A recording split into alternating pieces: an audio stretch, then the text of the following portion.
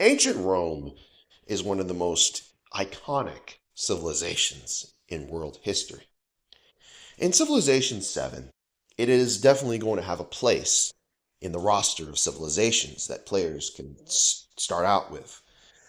According to what we saw at Gamescom, Rome is led by Augustus, as he was in Civilization 5. And he has some special abilities, which generally speaking, the theme that Rome has kind of been, how they've been portraying the civilization is generally speaking, a kind of a civilization with centralization. This video was taken in Italy by an Italian videographer showing the roads that are still there in all over Italy and other parts of Europe and North Africa and Asia, the Near East. And I think that the Civ switching mechanic in Civilization 7 is going to be somewhat of an issue with Rome. Because when you think about Rome, it's not as simple, kind of like you're not really switching civilizations that easily. Yes, you are kind of building on top of another civilization, in some sense, but the problem with that is then you have to contend with that the Eastern Roman Empire wasn't kind of a break off from, say, the Roman kind of system. They still consider themselves Roman.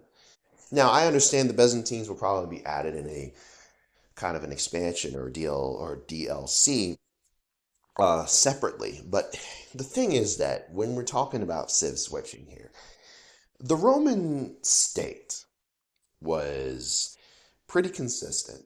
There was no real, like, it just seems ridiculous to me that you would have essentially a Roman state that be run by Americans or a Roman state run by the Aztecs. It doesn't make any sense.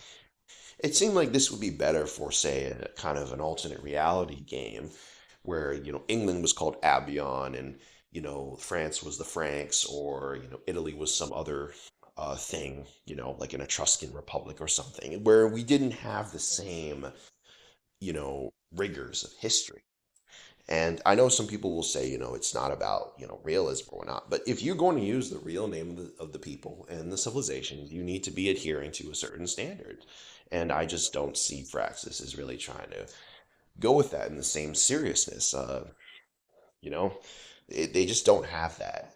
And there's another problem with like China, which is even worse because China pretty much has been almost entirely consistent with very few ruptures in who actually controls the country.